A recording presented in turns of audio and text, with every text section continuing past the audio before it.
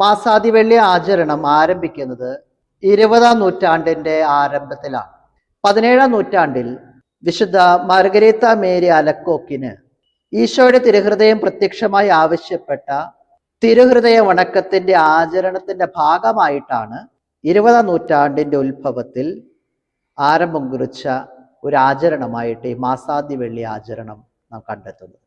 ആദിവെള്ളി ആചരണം വിദേശീയമായിട്ട് കടന്നു വന്ന ഒരു ആചരണമായല്ല, മറിച്ച് ഇവിടെ കേരളക്കരയിൽ ഉടലെടുത്ത് ശക്തി പ്രാപിച്ച ഒരു ഭക്ത അഭ്യാസമായിട്ടാണ് നാം കണ്ടെത്തുന്നത്.